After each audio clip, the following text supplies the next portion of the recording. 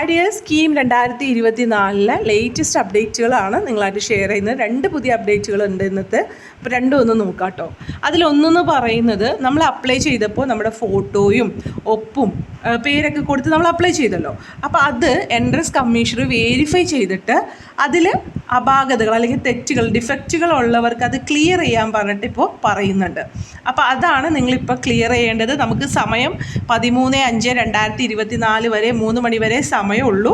അതിനുള്ളിൽ അങ്ങനെയുള്ള കാര്യങ്ങൾ ചെയ്യണം. അപ്പോൾ അതിൽ കൂടുതൽ ക്ലാരിറ്റി നിങ്ങൾക്ക് തരാം. ഈ നോട്ടിഫിക്കേഷനിൽ 2 കാര്യങ്ങളാണ് പറയുന്നത്. ഇപ്പോൾ നമ്മൾ അപ്ലൈ ചെയ്തപ്പോൾ കൊടുത്തല്ലോ പേര്, നമ്മുടെ സിഗ്നേച്ചർ, പിന്നെ നമ്മുടെ ഫോട്ടോ. അപ്പോൾ നിങ്ങൾ ഈ നമ്മുടെ വെബ്സൈറ്റിൽ പോയിട്ട്, എൻട്രൻസ് കമ്മീഷണർ വെബ്സൈറ്റ് ഏതാണ്? www.cee.kerala.gov.in എന്നുള്ള വെബ്സൈറ്റ്. അതിൽ ചെല്ലുമ്പോൾ നമുക്ക് കീമിൻ്റെ 2024 കാൻഡിഡേറ്റ് പോർട്ടൽ കാണാൻ പറ്റും. ഓക്കെ, ഞാനത് കാണിച്ചു തരാം എവിടെയാണെന്നുള്ളത്. അപ്പോൾ അത് നമ്മൾ നമ്മുടെ ആപ്ലിക്കേഷൻ നമ്പർ നമ്മുടെ കയ്യിലുണ്ടാവുമല്ലോ. ആ ഒരു ആപ്ലിക്കേഷൻ നമ്പറും നമ്മൾ അന്ന് ക്രിയേറ്റ് ചെയ്തില്ലേ, ആ പാസ്വേഡ് ഉപയോഗിച്ചിട്ട് ലോഗിൻ ചെയ്യാം. ലോഗിൻ ചെയ്യണതിന് മുമ്പ് നിങ്ങളിപ്പോൾ ലാപ്പിലോ അല്ലെങ്കിൽ ഡെസ്ക്ടോപ്പിലോ ആണ് കുറച്ചും കൂടി ബെറ്റർ കാര്യങ്ങൾ കാണാനായിട്ട്. ഇനി അല്ല ഫോണിലാണെങ്കിലും കുഴപ്പമില്ല, പക്ഷേ നിങ്ങൾക്ക് വേണമെങ്കിൽ ഒന്നൊരു ഡെസ്ക്ടോപ്പ് സൈറ്റിലേക്ക് മാറ്റിയിട്ടിട്ട് ലോഗിൻ ചെയ്യുന്നതായിരിക്കും നല്ലത്. ലോഗിൻ ചെയ്യുന്നതിന് മുമ്പായിട്ട് സൈറ്റ് ഒന്ന് ഡെസ്ക്ടോപ്പ് സൈറ്റിലേക്ക് മാറ്റിയിടാം. ഓക്കെ, അപ്പോൾ അങ്ങനെ ലോഗിൻ ചെയ്യാം. ലോഗിൻ ചെയ്യുമ്പോൾ ആദ്യം നിങ്ങൾ കാണുന്നത് നിങ്ങളുടെ പ്രൊഫൈലായിരിക്കും.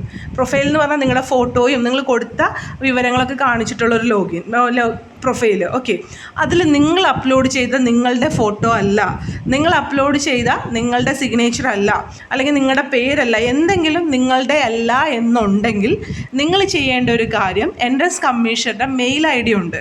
ceek.info.cee@kerala.gov.in എന്നുള്ള മെയിൽ ID ഉണ്ട്.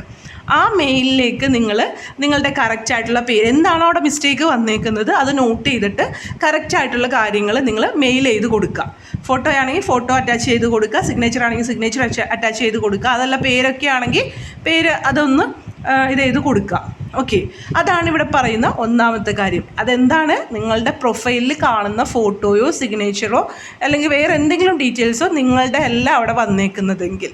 ഓക്കെ, ഇനി മറ്റൊരു കാര്യമുണ്ട്, അതാണ് ഇമ്പോർട്ടൻ്റ് ആയിട്ടുള്ള മറ്റൊരു കാര്യം എന്ന് പറഞ്ഞാൽ, നിങ്ങൾ അപ്ലോഡ് ചെയ്ത ഫോട്ടോയും സിഗ്നേച്ചറും അല്ലെങ്കിൽ ബാക്കി കാര്യങ്ങളൊക്കെ എൻട്രൻസ് കമ്മീഷണർ പരിശോധിച്ചപ്പോൾ ചിലപ്പോൾ ഫോട്ടോ നിങ്ങൾ അപ്ലോഡ് ചെയ്തേക്കുന്നത് പറഞ്ഞ ഫോർമാറ്റിലല്ലെങ്കിൽ സൈസിലല്ലെങ്കിൽ, ഈവൻ നിങ്ങളത് ക്ലിയർ ചെയ്ത്, ഇതൊക്കെ ഞാൻ പറഞ്ഞിട്ടുള്ളതാണ് ഇങ്ങനെയൊക്കെ മിസ്റ്റേക്കുകൾ വരും എന്നുള്ളത്, നിങ്ങൾ സ്കാൻ ചെയ്തപ്പോൾ അത് ക്ലിയർ ആയിട്ടില്ലെങ്കിൽ ഒക്കെ അത് റീഡ് ചെയ്യാൻ പറ്റിയിട്ടുണ്ടാവില്ല. അപ്പോൾ അതൊക്കെ ഡിഫക്റ്റായിട്ട് അവിടെ വരും. ഓക്കെ, അപ്പോൾ അതുകൊണ്ട് നിങ്ങൾ എന്ത് ചെയ്യണം? ലോഗിൻ ചെയ്ത് കഴിഞ്ഞിട്ട് നിങ്ങൾ ആ ഒരു ചിലപ്പോൾ മുകളിലായിട്ടായിരിക്കും വന്ന് കിടക്കുക, അല്ലെങ്കിൽ താഴെ ആയിട്ടായിരിക്കും വന്ന് കിടക്കുക. എന്ത്? മെമ്മോ ഡീറ്റെയിൽസ്, മെമ്മോ ഡീറ്റെയിൽസ് എന്ന് പറഞ്ഞ് ഒരു ഇത് കന്ന് കിടപ്പുണ്ടാവും. ഇത് എല്ലാവർക്കും വരണമെന്ന് നിർബന്ധമില്ല. നമ്മൾ ചെയ്തപ്പോൾ പറഞ്ഞിരുന്ന പോലെ തന്നെ എൻട്രൻസ് കമ്മീഷണർ അല്ലെങ്കിൽ പ്രോസ്പെക്ടസിൽ പറഞ്ഞിരുന്ന പോലെ തന്നെ കാര്യങ്ങൾ ചെയ്തവർക്ക് മെമ്മോ വരണമെന്ന് നിർബന്ധമില്ല. മനസ്സിലായോ? എല്ലാം കറക്റ്റായിട്ട് ചെയ്തവർക്ക് നിങ്ങൾ പ്രൊഫൈൽ നോക്കുമ്പോൾ നിങ്ങൾക്ക് മനസ്സിലാവും എല്ലാം കറക്റ്റായിട്ട് വന്നിട്ടുണ്ടാവും. ഇനി അതല്ല, ഈ പറഞ്ഞ കാര്യങ്ങൾ ചെയ്തപ്പോൾ എന്തെങ്കിലും അബദ്ധങ്ങളൊക്കെ പറ്റിപ്പോയവർക്കാണ് ഈ മെമ്മോ വരുന്നത്.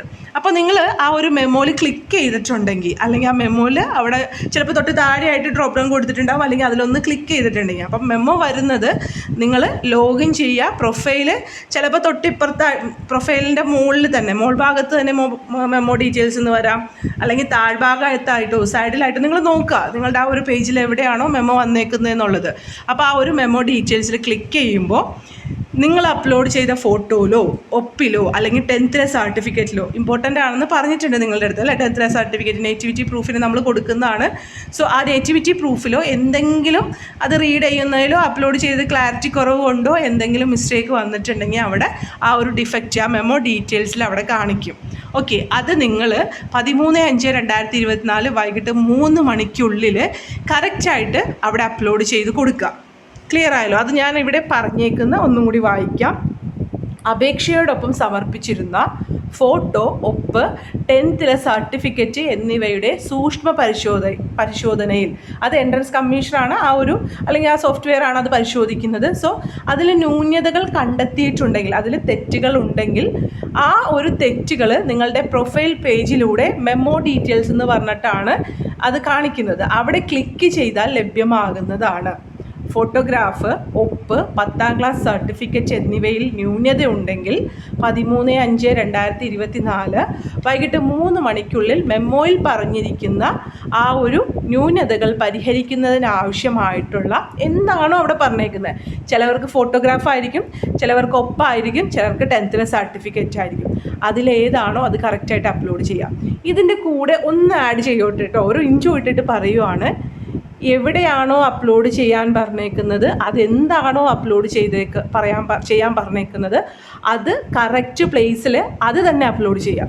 കാരണം ചിലവർ പറയാറുണ്ട് ഫോട്ടോ ആയിരുന്നു പക്ഷെ ഞാൻ കൊണ്ടുപോയി സിഗ്നേച്ചർ അപ്ലോഡ് ചെയ്തു അവിടെ എന്നൊക്കെ പറയാറുണ്ട്. സോ വീണ്ടും അപ്ലോഡ് ചെയ്യാനൊന്നും ചിലപ്പോൾ പറ്റിയെന്ന് വലിയ മിസ്റ്റേക്ക് വന്നിട്ടുണ്ടെങ്കിൽ, അപ്പോൾ അതുകൊണ്ട് തന്നെ ആ ഒരു PDF എന്താണോ എന്ന് കറക്റ്റായിട്ട് നോക്കിയിട്ട് ആ ഒരു പ്ലേസിൽ പറഞ്ഞിരിക്കുന്ന ആ ഒരു സംഭവം തന്നെ അപ്ലോഡ് ചെയ്യാനായിട്ട് നിങ്ങൾ ശ്രദ്ധിക്കണം കേട്ടോ. അത് നിങ്ങൾക്ക് മെയിലായിട്ടോ തപാലിലോ അല്ലെങ്കിൽ പോസ്റ്റായിട്ടോ അയച്ചു കൊടുക്കേണ്ട ആവശ്യമില്ല. മെയിൽ ചെയ്യാൻ പറഞ്ഞത് നിങ്ങളുടെ പേര് തന്നെയല്ല, നിങ്ങളുടെ ഫോട്ടോ തന്നെയല്ല അവിടെ കാണുന്നതെങ്കിലാണ്. അതേസമയം മെമ്മോ ഉണ്ടെങ്കിൽ നിങ്ങളോട് പറഞ്ഞത് എന്താണോ മെമ്മോ അവിടെ വന്നേക്കുന്നത് അത് അവിടെ വീണ്ടും അപ്ലോഡ് ചെയ്യാമെന്നുള്ളതാണ് പറഞ്ഞേക്കുന്നത്. അപ്പോൾ ഇതാണ് ഒരു നോട്ടിഫിക്കേഷൻ എന്നിട്ടോ. ഓക്കെ, അതിനോടൊപ്പം തന്നെ ഒരു കാര്യം കൂടി പറഞ്ഞോട്ടെ.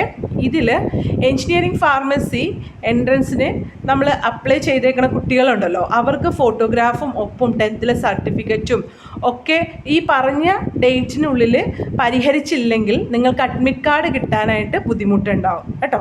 അപ്പോൾ അതുകൊണ്ട് എക്സാം എഴുതുന്നവർ കുറച്ചും കൂടി ഒന്ന് ഉണർന്ന് പ്രവർത്തിക്കുക. അവർ കറക്റ്റായിട്ട് അത് അപ്ലോഡ് ചെയ്താൽ അല്ലെങ്കിൽ ആ ഒരു എന്താണോ ഡിഫക്റ്റ് അത് തിരുത്തി കൊടുത്താലാണ് നിങ്ങൾക്ക് അഡ്മിറ്റ് കാർഡ് കിട്ടുള്ളൂ എന്നുള്ളതും കൂടി ഓർക്കുക കേട്ടോ. അതുപോലെ തന്നെ നമ്മളുടെ ഓൺലൈൻ ആപ്ലിക്കേഷനോടൊപ്പം വിദ്യാർത്ഥികൾ സമർപ്പിച്ച നേറ്റിവിറ്റി വിവിധ സംവരണ ആനുകൂല്യങ്ങൾ തെളിയിക്കുന്നതിനുള്ള സർട്ടിഫിക്കറ്റുകൾ സംബന്ധിച്ച വിവരങ്ങൾ ഇതുപോലെ എൻട്രൻസ് കമ്മീഷണർ പരിശോധിച്ചിട്ട് പിന്നീട് നമ്മളെ ഇതുപോലെ ഒരു മെമ്മോ വന്നിട്ട് അറിയിക്കും. അതായത് ഇപ്പോൾ ഓൺലി എൻട്രൻസ് കമ്മീഷണർ വെരിഫൈ ചെയ്യുന്നത് നമ്മുടെ ഫോട്ടോ സിഗ്നേച്ചർ ഒപ്പ് ഒക്കെയാണ്, ഫോട്ടോ സിഗ്നേച്ചർ നേറ്റിവിറ്റി ഒക്കെയാണ്, അല്ലെങ്കിൽ 10th സർട്ടിഫിക്കറ്റ് ആണ്. ഇനി ബാക്കി കാര്യങ്ങളുണ്ടല്ലോ, നമ്മുടെ റിസർവേഷൻസ്, നമ്മൾ OBC ആണെന്ന് പറഞ്ഞു കൊടുത്തു അല്ലെങ്കിൽ SC/ST ആണെന്ന് പറഞ്ഞു കൊടുത്തു, അങ്ങനെയുള്ള റിസർവേഷൻ കാര്യങ്ങളൊക്കെ പിന്നീടാണ് എൻട്രൻസ് കമ്മീഷണർ വെരിഫൈ ചെയ്യുന്നത്. എന്നിട്ട് ഇതുപോലെ അതിൽ മിസ്റ്റേക്ക് ഉള്ളവർക്ക് മെമ്മോ എന്ന് പറഞ്ഞ് കാണിക്കും. അപ്പോൾ നിങ്ങളത് ക്ലിയർ ചെയ്ത് കൊടുത്താൽ മതി കേട്ടോ. ഇപ്പോൾ വന്നേക്കുന്നത് ഓൺലി ഈ 3 കാര്യങ്ങളാണ്: ഫോട്ടോ, സിഗ്നേച്ചർ, അതുപോലെ തന്നെ നമ്മുടെ 10th സർട്ടിഫിക്കറ്റ്. ഓക്കെ, ഇപ്പോൾ നമ്മളുടെ കാൻഡിഡേറ്റ് പോർട്ടൽ എന്ന് പറയുന്ന ഇതിവിടെ ഒരു നോട്ടിഫിക്കേഷൻ ഉണ്ട്, അത് പറയാം കേട്ടോ. നമ്മുടെ വെബ്സൈറ്റ് ഇതാണ്, എൻട്രൻസ് കമ്മീഷണറുടെ വെബ്സൈറ്റ് cekerala.gov.in എന്നുള്ള വെബ്സൈറ്റിൽ വരിക. ഇവിടെ കാൻഡിഡേറ്റ് ലോഗിൻ ഉണ്ട്, അതിൽ നിങ്ങളുടെ ആപ്ലിക്കേഷൻ നമ്പർ അടിക്കുക, പാസ്വേഡ് അടിക്കുക. ഈ ക്യാപ്ച ആക്സസ് കോഡ് എന്ന് പറയുന്നത് ഇപ്പോൾ ഇവിടെ കാണുന്ന 85893 എന്നുള്ള ക്യാപ്ചയാണ്, അതവിടെ എൻ്റർ ചെയ്തിട്ട് ലോഗിൻ ചെയ്യാം. നിങ്ങൾ ആപ്ലിക്കേഷൻ നമ്പർ അല്ലെങ്കിൽ പാസ്വേഡോ എന്തെങ്കിലും മറന്നു പോയിട്ടുണ്ടെങ്കിൽ നിങ്ങൾക്ക് ഇതിൽ തൊട്ട് താഴെയുള്ള ലിങ്കിൽ ക്ലിക്ക് ചെയ്താൽ അത് മെയിലിലേക്കോ അല്ലെങ്കിൽ നിങ്ങളുടെ ഫോൺ നമ്പറിലേക്കോ അതിനോടനുസരിച്ചിട്ടുള്ള ഇൻസ്ട്രക്ഷൻസ് വരും, അതനുസരിച്ചിട്ട് ചെയ്തു കൊടുത്താൽ മതി. ഓക്കെ, അപ്പോൾ നമ്മുടെ രണ്ടാമത്തെ നോട്ടിഫിക്കേഷനും കൂടി ഒന്ന് നോക്കിയിട്ട് നമുക്ക് നിർത്താം കേട്ടോ. ഓൾറെഡി ആദ്യത്തെ നോട്ടിഫിക്കേഷനാണ് പറഞ്ഞത്. രണ്ടാമത്തെ നോട്ടിഫിക്കേഷൻ എന്ന് പറഞ്ഞാൽ ഈ നമ്മൾ വേറെ എക്സാം എഴുതുന്നുണ്ട് എന്നൊക്കെ പറഞ്ഞിട്ട് കുറച്ച് പേര് പറഞ്ഞായിരുന്നു. IMEയുടെ എക്സാം, IITയുടെ എക്സാമൊക്കെ വരുന്നുണ്ട്, അല്ലാതെ വേറെ കുറച്ച് എക്സാമുകളൊക്കെ ഉണ്ട്, ഞങ്ങൾ എന്ത് ചെയ്യുന്നു. അപ്പോൾ അവരോട് ഞാൻ പറഞ്ഞിട്ടുണ്ടായിരുന്നു നിങ്ങൾ മെയിൽ ചെയ്യൂ എന്നുള്ളത് കാര്യങ്ങൾ പറഞ്ഞിട്ടുണ്ടായിരുന്നു. അപ്പോൾ അവർക്കും കൂടി ഒരു നോട്ടിഫിക്കേഷൻ എൻട്രൻസ് കമ്മീഷണർ പറഞ്ഞിട്ടുണ്ട്. On KEAM schedule examination dates can register to change their exam date. അവരുടെ ആ ഒരു ഡേറ്റ്, അതിൻ്റെ ആ ഒരു നോട്ടിഫിക്കേഷൻ ഒന്ന് നോക്കാം എന്താണെന്നുള്ളത്.